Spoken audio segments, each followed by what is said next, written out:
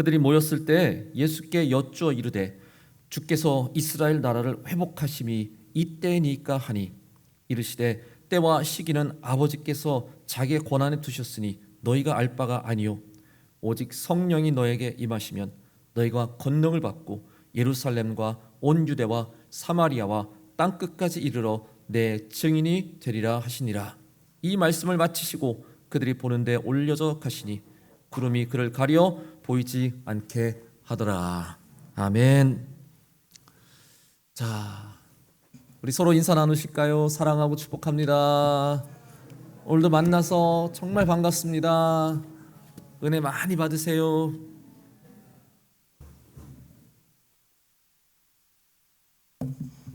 자, 네, 반갑습니다. 오늘 성령이 임하시면 이란 제목으로 함께 말씀 나누고자 합니다. 오늘은 성령 강림절입니다. 여러분, 또 다른 말로 뭐라고 부르죠 오늘? 네, 웨슬리 회심도 오늘 공교롭게도 같은 주일로 겹쳤어요. 웨슬리 목사님 회심 주일도. 네, 그리고 또 성령 강림절을 또 오순절이라고 또 우리가 부르기도 하죠. 네, 작년에 아마 설교 때 말씀을 드린 것 같은데 왜 오순절이라 할까요, 여러분? 50일이니까 50일. 어떤 뜻에서 50일입니까, 여러분? 우선은 구약 시대에 유월절 후 안식일 그 다음 날에서 50일 지난 그날을 뜻하는 것인데 그것이 바로 이스라엘이 애굽에서 나와서 50일 만에 모세가 시내산에 올라가서 하나님으로부터 십계명의 율법을 받은 것을 기념하는 바로 그런 절기라 할 수 있습니다. 그 모세가 십계명판을 받은 그것은 바로 이스라엘이란 나라가 세워졌다는 의미예요. 우리 나라에게는 헌법이 중요하잖아요. 헌법이 그 나라의 기초가 되잖아요. 이스라엘은 그동안은 어떤 애굽에서 그냥 종살이 노예로 살고 있었기 때문에 나라로 어떻게 그렇게 성립이 되지 못했는데 애굽에서 나와서 시내산에서 그 십계명 바로 이스라엘의 헌법입니다. 하나님의 헌법을 받음으로써 너희는 이제 이스라엘이라는 국가가 되었다, 나라가 됐다라는 것을 상징하는 바로 그런 사건이에요. 그래서 이 구약에 있어서는 이 오순절이 바로 이스라엘은 국가의 탄생일, 건국 기념일로 그렇게 생각하고 있는 것이죠. 그런데 그 오순절이 신약 시대에 와서 또 새로운 의미를 부여받게 됩니다. 예수님이 6월절에 십자가에 달려 죽으셨다가 사흘 만에 부활하셨는데 부활하시고 나서 50일 후에 이 오순절에 또 다른 중요한 역사가 또 일어나죠. 바로 교회가 시작되는 것을 예수님께서 오늘 말씀에도 나오지만 승천하시기 전에 제자들을 불러 모시고 약속하십니다. 너희들이 기다리며 예루살렘에 모여 있으라.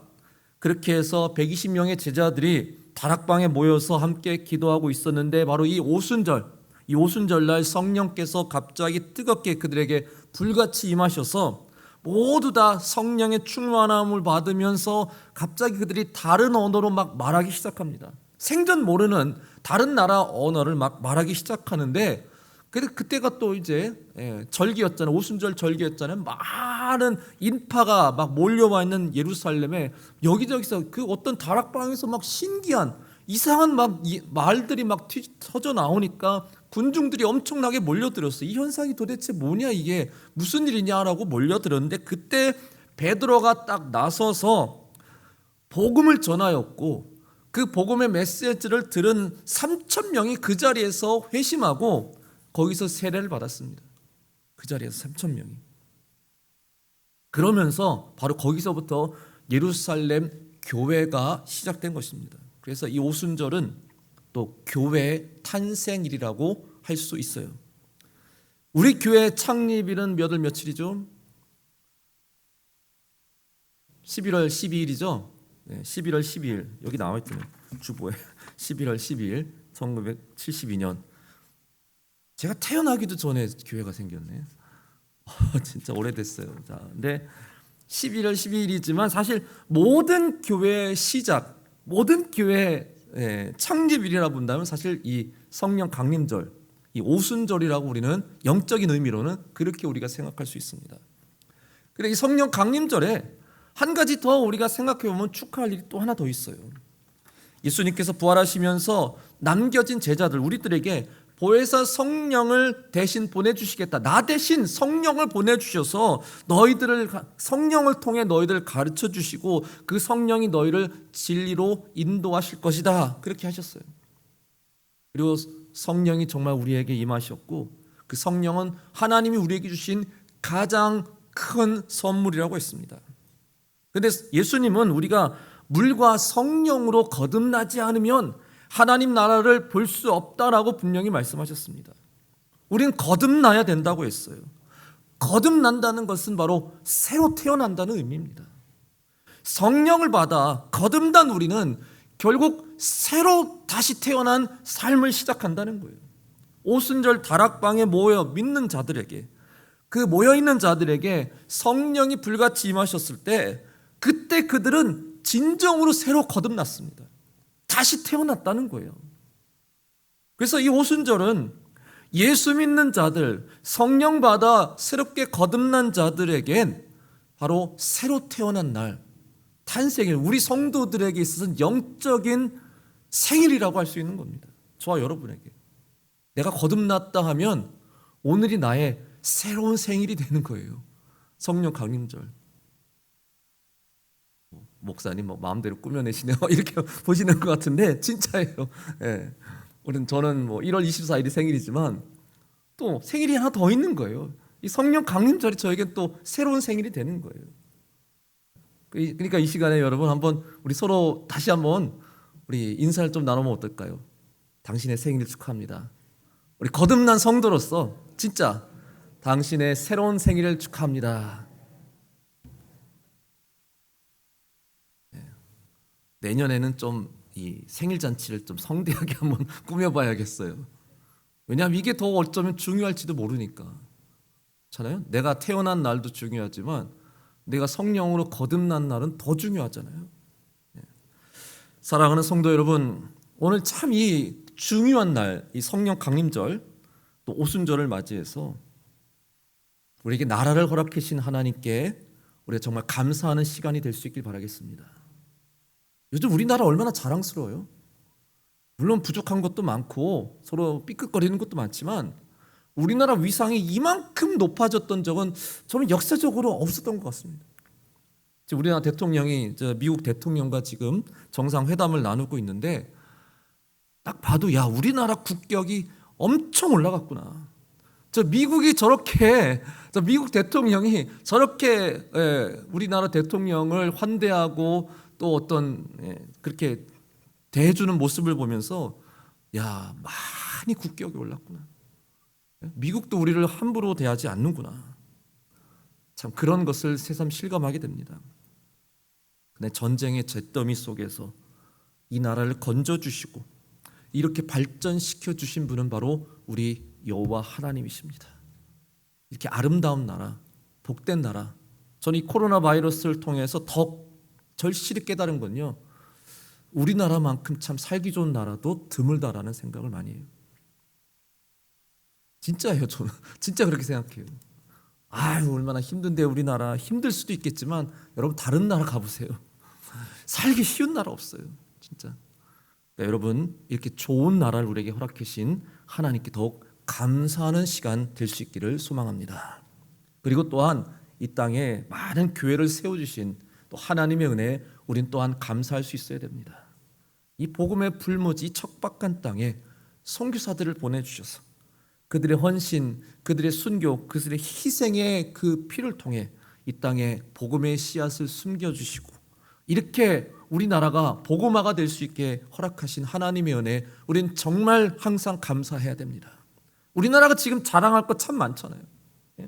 앞선 첨단 기술 자랑할 것도 많고 또 성숙한 시민의식, 우리나라처럼 시민의식이 성숙한 나라도 없습니다. 밤에 그렇게 편안하게 길거리를 돌아다닐 수 있는 나라가 이 세상에서 몇이나 되는 줄 아세요? 참 우리나라 좋은 나라예요. 그리고 또 자랑할 거 많잖아요. BTS도 자랑할 것도 있고 요즘에 블랙핑크도 막 자랑하는 것 같고, 야, 그런 것 저런 것 많지만요, 저는 우리나라 교회가 많이 세워졌다는 거, 이게 정말 제일 자랑할 일이다라고 생각합니다. 교회 부흥, 이렇게 놀라운 교회 부흥을 이룬 것, 세상에 가장 우리가 자랑할 만한 일이에요.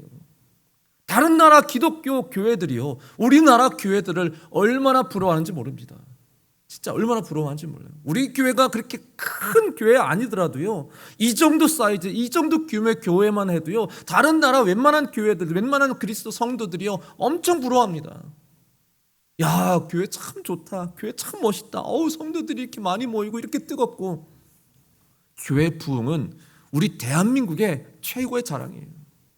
그래서 이 땅에 교회를 세워주신 하나님께 이렇게 아름다운 교회를 주셔서 우리가 매 주일마다 와서 예배드릴 수 있다는 것, 그 은혜에 더욱더 감사하는 시간이 될 수 있길 바랍니다. 그리고 하나님이 우리에게 보혜사 성령을 주셔서 우리 삶에 영적 부흥이 일어날 수 있게 해주시고, 우리에게 묶여있던 모든 문제들을 성령을 통해 풀어줄 수 있게 해주시고, 성령을 통해 기쁨으로 충만한 믿음의 삶을 살게 해주신 것, 거듭난 삶을 살 수 있게 해주신 것에 다시 한번 우리가 하나님께 감사하는 시간을 가지시기를 바라겠습니다. 자, 오늘 말씀 다시 돌아가서 예수님께서 승천하시기 전에 제자들에게 주신 아주 유명한 말씀 있죠. 오늘 1장 8절 말씀 다시 한번 우리 같이 읽어보겠습니다. 자, 시작. 오직 성령이 너에게 임하시면 너희가 권능을 받고 예루살렘과 온 유대와 사마리아와 땅끝까지 이르러 내 증인이 되리라. 아멘. 어떤 선교적 사명을 이야기하시는 것 같기도 하지만, 또한 성령이 우리에게 강림하실 때 어떤 일이 일어날지에 대해서 미리 또 말씀하시는 겁니다. 우리 이 말씀을 통해서 예수님이 제자들에게, 우리에게 바라신 성령 강림의 역사가 어떠한 것인지 우리가 이 시간 함께 나눠보고 은혜 받는, 여러분 은혜 받는 시간이 되시길 바라고, 여러분도 다 성령의 체험을 받으셨겠지만 다시 한번 성령의 충만함이 회복되고 뜨거워지고 또 성령이 여러분 삶에 충만한 은혜의 시간이 되기를 주님의 이름으로 간절히 축원합니다. 자, 먼저 첫 번째는요, 너희가 권능을 받고, 이렇게 말씀합니다. receive power라고 그랬어요. 우리가 성령이 우리에게 임하시면 먼저 무슨 일이 일어난다고요? 권능을 받을 거래요. 권능, 영어로 파워예요. 파워, 힘, 능력. 어떤 힘을 우리가 받는다는 겁니까? 힘 좋지, 능력 좋지, 아이고 나한테 그냥 엄청난 능력 좀 주십시오. 뭐 삼손처럼 아주 무시무시한 막 괴력을 우리에게 주시는 거, 그걸까요? 사사기에 보시면 삼손이 아주 괴력의 사나이였죠. 근데 그가 하나님의 영을 받았을 때 그때 그가 무시무시한 힘을 자랑했습니다. 나도 그런 힘이 있었으면 좋겠다. 근데 그런 괴력을 주시겠다는 건 아니고, 선교적 사명을 이제 그들에게 주실 건데, 그 선교적 사명을 잘 감당하기 위한 어떠한 능력과 권세를 우리에게 주시겠다는 거예요. 그럼 예수님처럼 어떤 병 고침에 막 능력을 주실 것인가, 귀신 쫓아내시는 그런 권세를 우리에게 허락하실 것인가, 그런 것도 다 물론 중요하겠지만 저는 그보다 더 중요한 권세를 우리에게 주실 거라 생각합니다. 가장 중요한 권세가 뭘까? 예수님이 이 땅에 오셔서 행하시고 나타내시고 베푸신 권세 중에 가장 중요한 권세가 뭐였습니까? 바로 죄사함의 권세였어요. 죄사함의 권세. 그 지붕 위로부터 이렇게 내려온 중풍병자에게 예수님께서는 너는 죄사함을 받았느니라 이렇게 말씀하셨습니다. 기억나시죠? 너 병이 고침을 받았느니라 이렇게 말씀 안 하시고요, 너의 죄가 다 사함 받았느니라 이런 말씀을 주셨습니다. 그랬더니 거기에 있던 모든 군중들이 깜짝 놀라 뒤집어졌어요. 아니, 병 고침 받는 것도 되게 놀랄 일일 텐데 그보다 더 놀랄 일이 도대체 뭐가 있습니까? 죄사함을 베푸는 일이 그렇게 놀랄 일이었다는 거예요. 왜냐하면 그 사람들은 그 당시 하나님 이외에는, 지금도 마찬가지, 하나님 이외에는 어느 누구도 감히 남의 죄를 사할 수 없다라고 봤기 때문이죠. 하나님만 하실 수 있는 고유의 능력인데 예수님께서 마치 그 능력이 자기 것인 양 그렇게 죄사함의 능력을 베풀어 주시니까 거기 있던 서기관들, 바리새인들이 너무나 놀랐어요. 당신이 누군데 그런 권세를 함부로 행하는 거요? 그건 말도 안 되는 거요. 그랬더니 예수님께서 이렇게 대답하시죠. 인자가 세상에서 죄를 사하는 권능이 있는 줄 너희로 알게 하려 하노라. 아주 막 무서운 병을 고치셔도 눈 하나 깜짝 안 하던 그 서기관들, 막 두려운 무시무시한 귀신 들린 자의 귀신을 쫓아내셔서도 아유 뭐 그 정도야 누구나 할 수 있지 막 그렇게 대수롭지 않게 봤던 이 사람들, 근데 예수님께서 죄 사함의 권세를 행하시니까, 너의 죄가 다 사함 받았느니라 라고 선언하시니까 놀라 뒤집어 자빠졌습니다. 근데 예수님은 벌써 이미 제자들에게 귀신을 쫓는 능력을 주셨고 또 모든 병을 고치는 권세도 이미 그 전에 다 주셨어요. 그런데 아직 주시지 않은 것, 근데 가장 중요한 권세라 할 수 있는 죄 사함의 권세의 능력을 주님께서 그들에게 주고 계시는 겁니다. 너에게 성령이 임할 때 너희가 이 특별한 능력과 권세를 너희들이 받게 될 것이다. 근데 죄 사함의 권능을 제자들이 받게 된다면 근데 먼저 선행돼야 될 게 있어요. 뭡니까? 바로 제자들, 우리들이 먼저 나의 죄를 깨닫고 그리고 나의 죄를 사함 받아야 된다는 겁니다. 죄 사함의 권세를 받기 위해선 나 먼저 죄 사함의 은혜를 받아야 되는 거예요. 다시 말해서 성령께서 우리에게 임하실 때 가장 먼저 나타나야 될 현상은 뭐냐? 내가 정말 끔찍한 죄인이구나라는 것을 자각하고 깨닫는 심정. 내 성령 받으니까 나 너무 좋아. 야 나는 날아갈 것 같아. 진짜 너무너무 기뻐. 이게 아니고 아이고 내가 정말 하나님 앞에 너무나 끔찍한 죄인이었구나. 그걸 먼저 자각하고 깨닫는 게 바로 성령의 역할이라는 거예요. 성경에서도 성령의 기름 부음을 받은 사람, 인물들이 몇몇 나오는, 특히 대표적인 사람이 다윗이잖아요. 다윗은 원래 베들레헴의 이세라는 목자의 그때 8형제 중에 막내 아들로 태어났습니다. 막내 아들.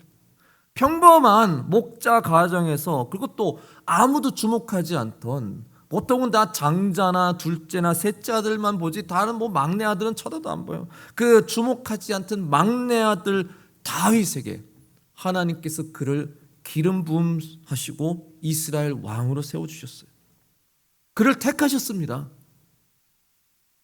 그가 택함을 받고 성령의 기름이 부어질 때 다윗은 이렇게 고백했어요.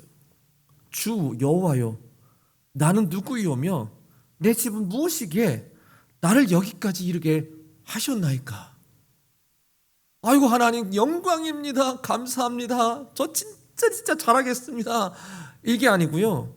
아니 왜 하나님 이렇게 보잘것없는 나를 왜 택하셨습니까? 보잘것없는 나 아무것도 아닌 나를 왜 여기까지 이르게 하셨습니까? 너무 기가 막히고 어이가 없고, 물론 너무 감사하긴 한데 자기처럼 이렇게 보잘것없는 사람이 내가 이걸 어떻게 감당합니까? 성령이 그 안에 임하실 때 아이고 주님 난 감당할 수가 없습니다 라는 고백이 뛰쳐나올 수밖에 없다는 거예요. 내가 누구이기에 나같이 이렇게 보잘것없는 자에게 하나님께서 왜 이런 능력을, 왜 이런 은혜를 나에게 베풀어 주시는 겁니까? 베드로도 예수님을 처음 만났을 때 처음에는 예수님이 누군지 잘 몰라서 그냥 평소대로 그냥 그렇게 대했지만 나중에 보니까 예수님이 야 이분이 보통이 아니시구나. 이분이 어쩌면 그렇게 우리가 바라던 바로 구세주 메시아신가 보다.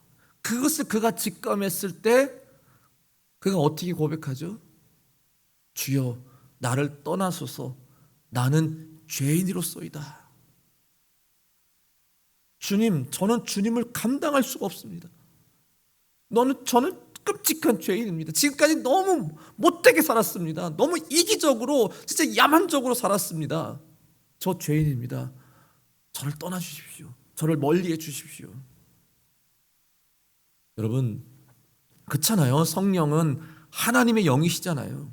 즉 하나님이세요. 거룩하고 존귀하신 만왕의 왕 하나님이 나에게 임하실 때 우리에게 가장 먼저 드는 마음은 어떤 마음일까요? 아마 두려운 마음이 아닐까 생각이 들어요.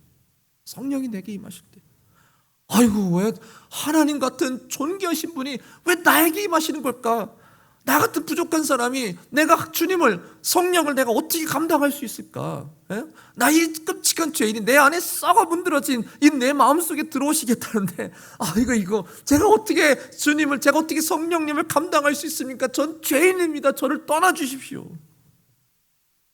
솔직히 지금도요, 아마 많은 분들이 성령에 대해서 두려워하는 분들 많을 거예요. 성령 충만에 대해서, 성령의 역사에 대해서, 이게 우리가 꼭 받아야 되는데, 이게 내가 성령 충만해야 되는데 하면서도 두려워서 막 받질 못하겠는, 두려워서 막 멀리하는 그런 분들도 아직 많을 겁니다. 솔직히 그게 당연한 그런 어떤 반응이에요. 여기 예수님 부활하셔서 제자들을 모으셨는데요, 이 제자들 솔직히 이게 다 실패한 제자들이잖아요. 지금 다 실패했어요.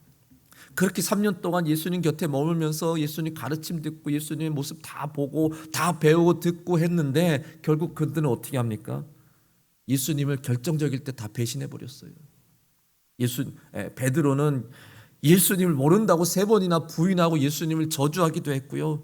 예수님 체포당하실 때, 난 끝까지 예수님 곁에 머물 거야, 예수님 죽으시면 나도 죽을 거야 라고 거기에 머물러 있던, 예수님 곁을 지켰던 사람 하나도 없고 다 도망갔습니다. 예수님이 십자가의 고난길에, 또 예수님이 골고다 언덕에서 십자가의 죽음을 당하실 때 사도 요한만 있었던 것 같아요. 다른 제자들은 다 거기에 도망가고 그 자리에 있지 못했습니다. 그리고 예수님이 부활하셨을 때, 부활하셨다는 소식 들으면 누구보다 기뻐야 될 거 아니에요. 근데도 믿지 못하겠다고 끝까지 고집 피우던 제자들이었어요. 결국 예수님께서 그들 앞에 나타나셨을 때, 야, 너희들은 어떻게 그렇게 믿질 못하니? 내 손 못자국에 손을 넣어봐야 그렇게 너희들이 믿겠니? 얼마나 창피스러워요. 근데 또 거긴 또 도마가 없었어요. 도마가 나중에 와가지고 예수님이 부활하셨다고, 웃기지 마, 말도 안 되는 예수님 손에 못자국에 내가 손을 넣어보지 않고는 난 절대 그거 믿지 못해. 아주 그렇게 큰 소리 쳤다가 정말 예수님이 부활하신 그 도마 앞에 나타나셨을 때, 도마가 진짜 얼마나 창피했어. 얼마나 입이 10개라도 할 말이 없을 거 아니에요, 주님 앞에. 근데 또 그것도 모자라서요. 예수님 부활하셨으면 이제는 진짜 예수님 잘 따라야지, 예수님 잘 따라야지, 그런 마음을 가져야 되는데 그냥 예수님 버리고 다 자기 고향으로 돌아가 버렸어요. 갈릴리로 돌아가서 다시 어부 생활을 하기 시작하는 거예요. 아니, 어떻게 그럴 수가 있죠? 정말 이해가 안 돼요. 그게 한마디로 그들은요, 스스로 느낀 거예요. 우리는 실패한 제자들입니다. 저희들은 예수님이 제자로서 도저히 자격이 안 됩니다. 저희들 그냥 실패했으니까 그냥 고향으로 돌아갈게요. 예수님 다른 더 훌륭한 제자들 뽑으세요. 이렇게 말도 안 했어요. 솔직히 예수님께 이렇게 고백도 안 했어요. 예수님께 죄송합니다, 미안합니다, 용서해 주십시오, 그렇게 말도 안 하고 그냥 자기들 멋대로 그냥 고향으로 돌아가 버렸어요. 예수님께서 갈릴리까지 쫓아오셔가지고 다시 나한테 돌아오라고 걷어주시냐, 그제서야 그냥 겨우겨우 이렇게 예수님 따라왔지, 아직까지도 그들은 예수님께 정식으로 정말 죄송합니다, 너무 죄송합니다, 정말 회개합니다, 예수님 우리 다시 걷어주십시오, 이런 말도 못했던 거예요. 지금 예수님께서 다시 모으셨을 때, 여기서 6절에 그들이 예수님께 뭐라고 또 질문합니까? 주께서 이스라엘 나라를 회복하심이 이때이십니까? 예수님 지금 하늘로 승천하시려고 하는데 그 분위기도 몰라요. 어떻게 분위기도 몰라. 오히려 예수님 언제 이 나라 회복하실 겁니까? 언제 이 나라 왕이 되실 겁니까? 언제 우리에게 벼슬 하나 좀 주실 겁니까? 우리 오래 기다렸는데. 세상에 여지까지 그들은요, 아직도 예수님의 그런 정치적인 어떤 개혁을 지금 바라고 있었어요. 아직도 그 일말의 세상적인 그 권세와 명예에 대한 욕심이 그들에게 여전히 그 미련이 남아 있었던 거예요. 그 죽음에서 부활하신 예수님 앞에 여전히 자기의 욕심을 지금 또 구하고 바라고 있는 겁니다. 야, 사람이 진짜 안 변하네. 왜 이렇게 안 변해 사람이? 예수님과 공생의 사역 3년을 했는데도 안 변하고, 예수님의 고난과 죽으심과 부활까지도 다 목격하고 경험했는데도요, 여전히 그들 마음속에는 세상 권세를 누리고 싶은, 명예를 얻고 싶은 그 욕망이 그들에게 여전히 그들의 마음에 남아 있었어요. 그 어쩔 때는요, 야, 그거 뭐 거듭났다고 하면 그거 뭐하냐? 예? 보니까 다 똑같던데. 그렇지 않아요? 아이 뭐 예수 믿고 뭐 성령 받아서 거듭났다고 하는데, 거듭나긴 뭘 거듭나? 보니까 다 똑같던데. 근데 맞는 말인 것 같아요. 사람이 그렇게 쉽게 변하지 않는 것 같아요. 예수 믿어 우리가 거듭났다고 하면서도 여전히 우리는 죄의 습성이 아직도 우리에게 남아 있어요. 여전히 우리는 하나님 앞에 죄인이에요. 근데 자기가 죄인이라는 것을 깨닫는 것이 내 스스로 하는 게 아니고요, 내 안에 계신 성령님께서 해주시는 거예요. 성령님이 안 계시면요, 난 내가 죄인인지도 모르는 거예요. 난 내가 죄를 짓고 있다는 것도 모르는 거예요. 나 거듭났으니까 나는 이제 괜찮아, 나 오케이야, 만사 오케이야, 괜찮아, 아마 이러고 살았을 거예요. 근데 우리가 거듭났다 했어도, 예수 믿었다 했어도 여전히 아이고 내가 여전히 죄인이구나 라고 깨닫는 게, 그게 성령님의 역할이고, 우리가 아무리 스스로 노력하고 아무리 우리가 몸부림쳐도 나 스스로 나의 죄에서 내가 구원할 수 없다는 것을 우리는 깨닫게 되는 겁니다. 내 힘으로는 도저히 나 이 죄의 사슬에서 내가 풀어지고 해방될 수 없다는 것을 우리가 깨닫게 되는 게, 그게 바로 성령님의 하시는 역할인 거예요. 넌 너 힘으로 할 수 없어. 넌 오직 하나님을 의지해야 돼. 넌 오직 하나님의 은혜로 너는 구원받을 수밖에 없는 거야. 더 하나님을 믿고 의지하라는 것이 바로 성령께서 우리에게 주시는 말씀인 것입니다. 로마서 8장 26절에 이와 같이 성령도 우리의 연약함을 도우시나니 우리는 마땅히 기도할 바를 알지 못하나. 아니 기도도 못한대요. 기도도. 얼마나 그렇게 어리석고 미련하면 뭘 기도해야 될지도 모르는데, 성령께서 우리 안에서 이렇게 좀 기도해봐라, 이렇게 기도해봐, 하나님 앞에 탄식하며 이렇게 하나님 앞에 회개하며 좀 기도해봐, 우리를 위해서 친히 간구해 주신다. 여러분, 결국 나 스스로는 내가 변화될 수 없다는 것을 우리는 깨달을 수밖에 없어요. 내가 아무리 몸부림쳐도, 아무리 똑바로 올바르게 내가 살겠다고 다짐하고 또 다짐하고 스스로 약속해도 우리는 우리의 죄 본성을 절대 변화시킬 수 없습니다. 오직 하나님만이, 하나님을 의지해야만이, 성령의 역사하심만이 우리의 연약함을 도우시고 우리를 위해서 친히 간구하셔서 성령의 은혜로 우리가 새로워진 거듭난 삶을 우리가 제대로 누려볼 수 있게 되는 것이죠. 사랑하는 성도 여러분, 그러니까 성령을 통해 받은 큰 권세는 바로 죄사함의 권세, 먼저 나의 죄가 사함받는 그 권세가 우리에게 누려져야 돼요. 그리고선 우리가 다른 사람에게도 가서 예수 그리스도의 이름으로 너의 죄가 다 용서함 받았습니다 라고 우리가 당당하게 말할 수 있는 거죠. 이렇게 다락방에 모여서 기도하던 제자들에게 오순절날 성령이 뜨겁게 임하셨을 때 베드로에게 아주 담대한 마음이 생겼어요. 그가 모인 군중 앞에 나가서 이렇게 외쳤습니다. 너희가 회개하여 각각 예수 그리스도의 이름으로 세례를 받고 죄 사함을 받으라. 그리하면 성령의 선물을 받으리니. 예수 그리스도에 대해서 증거했을 때 사람들이 우리가 어떻게 하면 좋습니까? 라고 물었을 때 베드로는 회개하라, 그리고 세례받고 죄 사함을 받으라 당당하게 얘기했습니다. 사람들 앞에 너 회개해라, 너 죄 사함 받으라 이야기하는 거 쉬운 거 아니에요. 사람들 막 화낼지도 몰라요. 당신이 누군데 나한테 막 회개하라 그러냐고, 왜 당신이 나한테 죄인이라 그러냐고. 이거 정말 쉬운 게 아니에요. 근데 하나님께서 우리에게 죄 사함의 권세를 주셔서 담대하게 우리도 나가서 회개하십시오. 죄 사함의 권세를, 죄 사함의 은혜를 받으십시오. 여러분, 이 세상이 정말 필요하는 것은 다른 게 아니에요. 참된 진정한 사랑과 용서가 필요한 세상입니다. 우리는 예수의 이름으로 서로 사랑해야 되고, 또 예수 그리스도의 이름으로 우린 서로 용서를 베푸며 살 수 있어야 됩니다. 성령께서 우리에게 임하실 때 우리는 이런 큰 권능을 받게 됩니다. 물론 병고침의 능력도 임하게 될 것이고 또 귀신 쫓아내는 권세도 우리가 받게 될 것입니다. 그러면서 또한 자신의 죄를 자복하고 회개하는 그런 은혜가 또 우리에게 임할 것이며 또 그 성령의 능력으로 우리가 이웃을 사랑하고 또 모든 허물을 다 용서하고 용납할 수 있는 그런 능력의 사람들이 다 되시기를 주님의 이름으로 간절히 축원합니다. 또 두 번째는 내 증인이 되리라 이렇게 말씀하세요.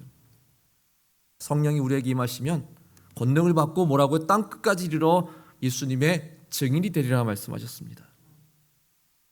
증인이란 말에 헬라 원어는 말투스라고 하는데 말투스는 말에는 순교자라는 의미도 포함되어 있다고 해요. 순교할 각오를 하고 너는 나의 증인이 되라 이런 말씀인 거예요. 목숨을 걸고 적당히가 아니고 그냥 편할 때라고 아니고 넌 진짜 목숨을 걸고 나의 증인이 돼야 된다. 어떤 목사님의 간증을 들었는데 오래전에 시골에서 목회하시는데 대대로 미신을 섬기는 그 집에 그렇게 복음을 전하려고 하는데 아주 강경하게 그렇게 저항을 해요. 계속 복음을 전하고 복음을 전하는데 거부하는데 어느 날 그 집 한 어떤 사람이 술을 잔뜩 먹고 도끼를 들고 교회를 찾아와서 나 목사 죽일 거야 나오라고 그렇게 막 큰 소리를 외쳤다 합니다. 얼마나 무서웠을까요, 여러분? 목사로서 얼마나 무섭게 도끼를 들고 막 술 취해가지고 막 그냥 눈에 막 불을 켜고 찾아왔는데 얼마나 무서웠겠어요. 성도들의 중재로 다행히 큰 피해는 없었지만 근데 나중에 결국 그 도끼 들고 찾아왔던 사람이 회개해서 예수 믿고 그 교회 안수 집사가 되었다고 합니다. 땅끝까지 이르러 내 증인이 되리라. 여러분 땅끝이 어디예요, 여러분? 지금 우리는 지구가 둥글다는 것을 알죠. 그래서 솔직히 땅끝은 없어요. 땅의 끝이 어디 있어요? 땅끝이 없죠. 우리나라 땅끝은 물론 해남마을 그렇게 되겠지만 세상에 땅끝이라는 건 없어요. 그냥 계속 돌고 도는 것이. 하지만 그 당시에는 지구가 둥글다는 걸 사람들 몰랐고 그들에게는 스페인이 땅끝이라고 믿었어요. 스페인이 땅끝이라고. 그래서 사도 바울은 저 스페인 내가 서바나까지 가서 복음을 전하겠노라 라는 그런 열망을 가졌습니다. 진짜 스페인까지 가서 복음을 전했다라고 하는 그런 믿는 학자들도 있고 뭐 반반이에요. 잘 모르겠어요. 진짜 거기까지 사도 바울이 갔었는지는 확실한 증거는 없지만 어쨌든 땅끝. 예. 근데 창조주이신 예수님께서 지구가 둥글다는 것을 모르셨을까요? 설마? 얘들아 땅끝은 저 스페인이 아니야. 너희들이 몰라? 그 너머로 또 신대륙이 있고 야 그건 땅끝이 아니야. 그렇게 뭐 말씀은 안 하셨지만 예수님께서 여기서 땅끝이라고 하신 것은 단지 어떤 지리학적인 의미로 말씀하신 건 아닐 거예요. 요 예루살렘, 좀 더 멀리 사마리아, 좀 더 멀리 소아시아, 좀 더 멀리 유럽, 더 멀리 저 스페인 이런 뜻으로 땅끝을 얘기하신 게 아니고 복음이 들어가기 가장 힘든 지역에까지 그런 영적인 의미로 말씀하신 걸 겁니다. 복음이 들어가기 가장 어려운 곳 거기가 바로 땅끝이라는 거예요. 지금도 물론 아직 문명이 닿지 않은 곳 그런 곳도 여전히 있어요. 아주 정말 오지에 사는 그런 부족들 민족들 예수란 이름 한 번도 들어보지 못한 사람들 성경이라는 걸 한 번도 접해보지 못한 그런 민족과 그런 백성들도 아직도 있을 겁니다. 지금도 선교사님들 그들에게 다가가려고 노력하고 있고요. 그러나 또한 복음을 격하게 반대하는 곳 아주 격하게 반대하는 사람, 민족, 나라 그것을 또 우리는 땅끝이라고 생각할 수 있습니다. 지금 대표적으로 이슬람 국가들이 그러겠죠. 정말 기독교를 완강하게 거부하는 그런 민족들이기도 합니다만 그리고 또 아이러니하게도요. 여러분 이스라엘이 또한 땅끝 선교지로 볼 수 있어요. 여기서는 이스라엘이 가장 가까운 예루살렘이 가장 가까운 지역으로 그렇게 묘사됐지만 사실 지금은요 이스라엘이 가장 복음의 불모지 중 하나입니다. 가장 복음화가 안 된 나라예요. 아무리 열심히 선교사들이 들어가서 복음을 전하려도 복음화가 제일 안 되는 나라 민족이 지금 이스라엘과 유대 사람들이에요. 참 아이러니하죠. 멀리 갔다가 다시 돌아온 느낌이에요. 땅끝 마을 찾으러 멀리 갔다가 보니까 땅끝이 바로 여기였어요. 이스라엘. 얼마나 그들은 안 믿는지 몰라요.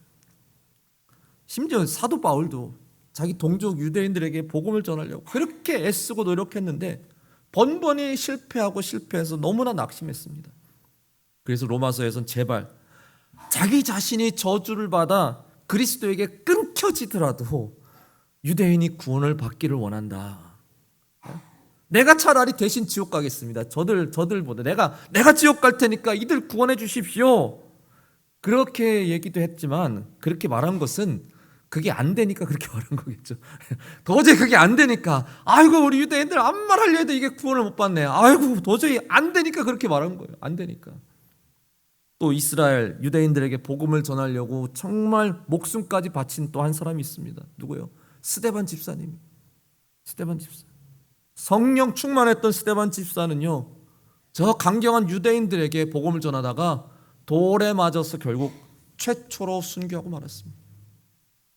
돌에 맞아 죽으면서도 그는 예수님을 생각하면서 돌을 던져 자기를 죽이고 비웃는 저 사람들을 보면서 오히려 그들을 사랑하고 용서하는 마음을 가졌습니다.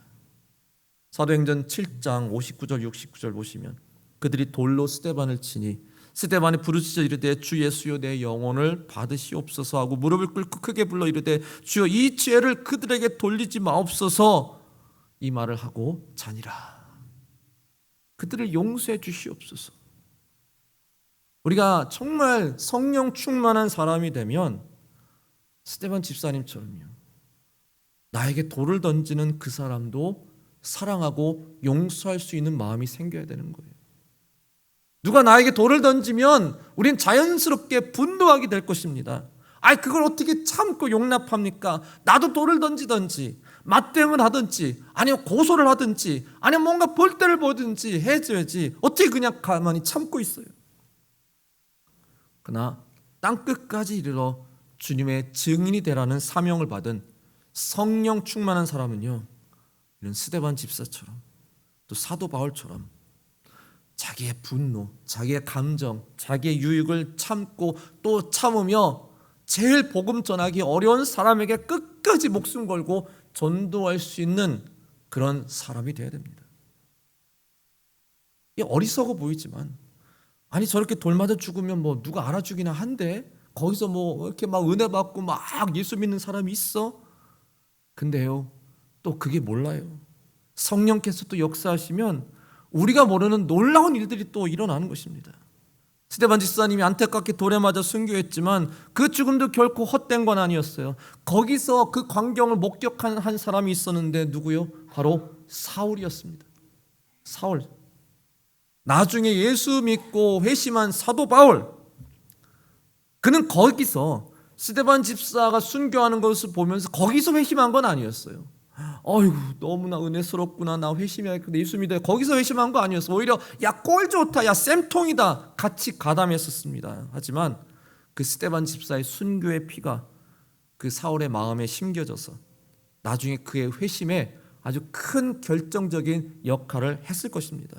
그리고 사도 바울은요, 평생토록 두고두고 자기가 그 스데반 집사님의 순교에 가담했다는 것, 그걸 엄청나게 후회하고 또 회개했어요.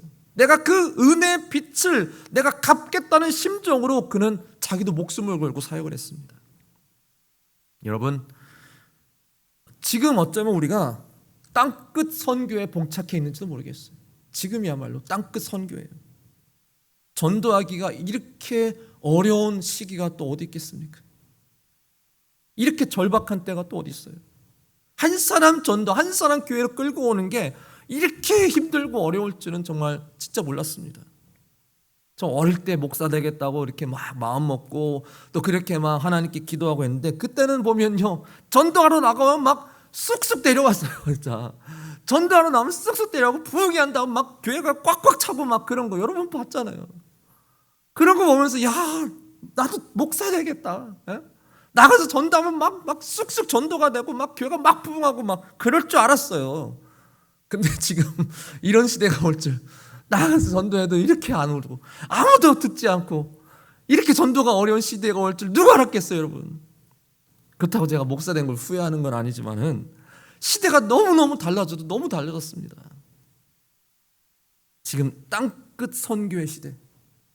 그러니까 지금 더욱 성령 충만한 사람이 필요한 시대입니다. 여러분에게 있어서 지금 가장 전도하기 어려운 사람이 누구예요? 가장 전도하기 힘든 사람 누굽니까? 가장 밉고 가장 용서하기 힘든 사람이 누굽니까? 나에게 늘 돌을 던지는, 나에게 항상 피해를 주는, 나에게 상처 입히는 참 못된 사람이 누구입니까? 그런 사람이 있을 거 아니에요.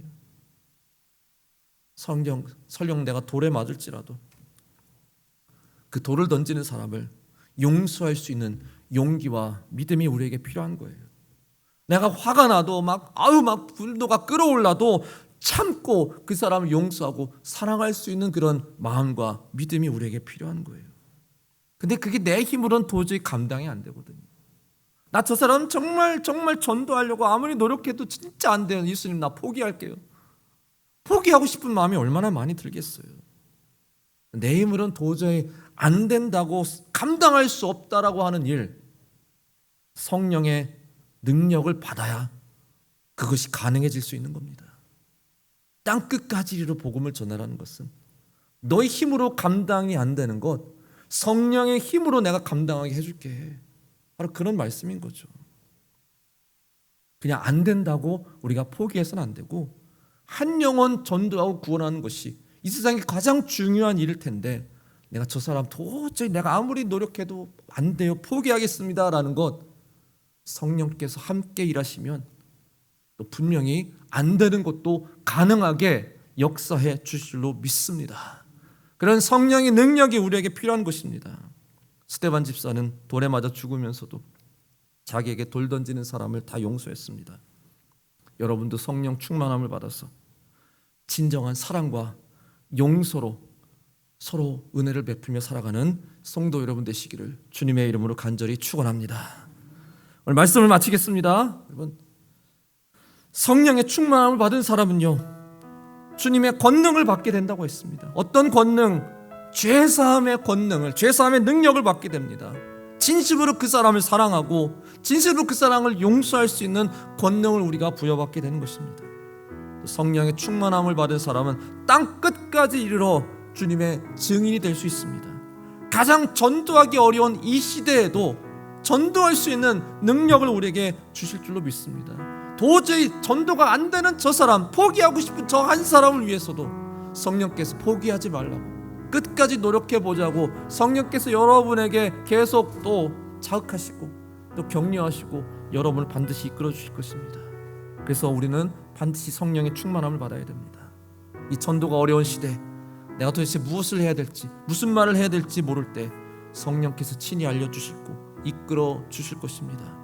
오늘 이 말씀 듣고 여러분도 다 성령 충만한 은혜를 입어서 그리스도의 권능으로 세상에서 주님의 증인된 삶을 살아가는 저와 여러분 다 될 수 있기를 주님의 이름으로 간절히 축원합니다.